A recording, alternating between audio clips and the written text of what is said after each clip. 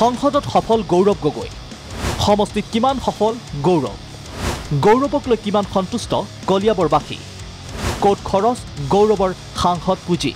কলিয়াবৰৰ পৰা দ্বিতীয়বাৰৰ বাবে সাংসদ হোৱা গৌৰৱ গগৈ আজিৰ দিনত কংগ্ৰেছৰ ৰাষ্ট্ৰীয় পৰ্যায়ৰ নেতা দক্ষতা আৰু বাকপটুতাৰ বাবে কংগ্ৰেছ সংসদীয় দলৰ উপদলপতিৰ দায়িত্ব পাইছে অসমৰ যুৱ সাংসদগৰাকীয়ে শেহতীয়াভাৱে মণিপুৰ কাণ্ডক লৈ লোকসভাত দেখুওৱা পাৰদৰ্শিতাৰ বাবে দেশবাসীৰ বাবে অধিক শক্তিশালী নেতা হিচাপে চিনাকি হ'ল গৌৰৱ গগৈ পিছে নিজ সমষ্টিত কিমান জনপ্ৰিয়তা আছে গৌৰৱক লৈ কিমান সন্তুষ্ট কলিয়াবৰবাসী প্ৰথমে যাওঁ হওক কলিয়াবৰলৈ কলিয়াবৰ আমাৰ এই বিধানসভা সমষ্টিত লক্ষণীয়ভাৱে চকুত পৰাকৈ কোনো ধৰণৰ কাম গৌৰৱ গগৈ জড়িত হোৱা নাই উন্নয়নমূলক কাজ কামৰ ক্ষেত্ৰতো সাংসদ পুঁজিৰ পৰা কলিয়াবৰত বিশেষ কিবা হৈছে বুলি আমাৰ দৃষ্টিত পৰা নাই গতিকে আমি তেখেতে ৰাইজৰ লগতো সম্পৰ্কটো জনসম্পৰ্কটো বিশেষভাৱে ইয়াত কিন্তু কলিয়াবৰ বিধানসভাৰ ৰাইজৰ লগত ৰখা হোৱা নাই এই বছৰত যেতিয়া বাৰিষা আহিছিলে তেতিয়া নদী ভাঙনি পানীত এইবিলাক দেখিবলৈ আহিছে কিন্তু বৰগলিত দেখা মতে তেনেকুৱা এইবছৰ কৰা নাই গতিকে আগত কৰিছে কলিয়াবৰবাসীৰ মন্তব্য শুনিলে এইবাৰ আহক সমষ্টিটোৰ আন এটা গুৰুত্বপূৰ্ণ অঞ্চল গোলাঘাটলৈ কি কয় গোলাঘাটৰ জনতাই গৌৰৱ গগৈ আহক গৌৰৱ গগৈ যিখিনি কৰি আছে আৰু কৰি যাব সেইখিনি আমাৰ বিশ্বাস কাৰণ তেওঁ এজন তৰুণ গগৈ যেতিয়া পুত্ৰ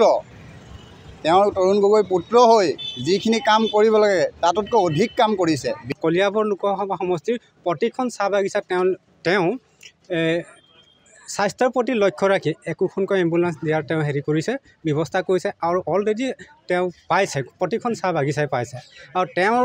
এই কাৰ্যকালত আমি একদম সম্পূৰ্ণ সুখী তেওঁক আমি সাধাৰণ ৰাইজ হিচাপে তেওঁক আমি বিচাৰিছোঁ তেওঁ আগবাঢ়ি যাওক তেওঁৰ এটা উজ্জ্বল ভৱিষ্যত আছে আৰু তেওঁ আহিলে তেওঁ যিহেতু সাংসদ হিচাপে যদি তেওঁক আমি পাওঁ তেতিয়াহ'লে কেইবাটাও সমস্যাৰ সমাধান হ'ব বুলি আমি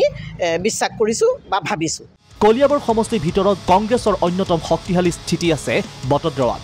পিছে বটদ্ৰৱাবাসী কিমান সন্তুষ্ট গৌৰৱ গগৈক লৈ সাংসদ উন্নয়ন পুঁজিৰে বটদ্ৰৱা সমষ্টিত কোনো ধৰণৰ উন্নয়নমূলক কাম তেখেতে হাতত লোৱা নাই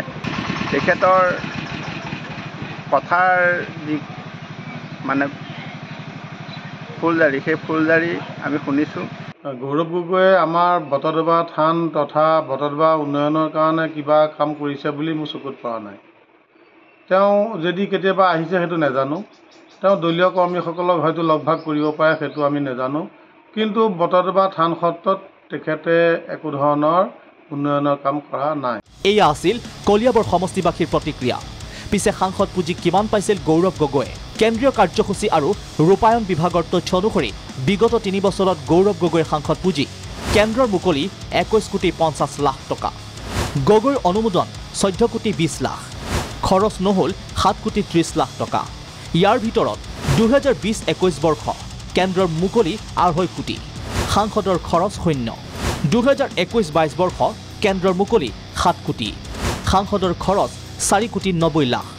2022-23 বৰ্ষ কেন্দ্ৰৰ মুকলি 12 কোটি গৌৰৱৰ খৰচ 9 কোটি 30 লাখ এয়া আছিল গৌৰৱ গগৈৰ দ্বিতীয়টো কাৰ্যকালৰ এক প্ৰকাৰ ৰিপৰ্ট কাৰ্ড বিলুপ্ত হ'ল কলিয়াবৰ সমষ্টি নতুনকৈ গঠন হ'ব কাজিৰঙা সমষ্টি পিছে সাংসদ পুঁজিৰ ব্যৱহাৰৰ ক্ষেত্ৰত সন্তোষজনকভাৱে সফল নহল গৌৰৱ গগৈ কলিয়াবৰ গোলাঘাট ঢিং আৰু বটদ্ৰৱাৰ পৰা ব্যুৰ ইনপুটৰ সহযোগত ৰমেন কলিতাৰ ৰিপৰ্ট প্ৰাগ নিউজ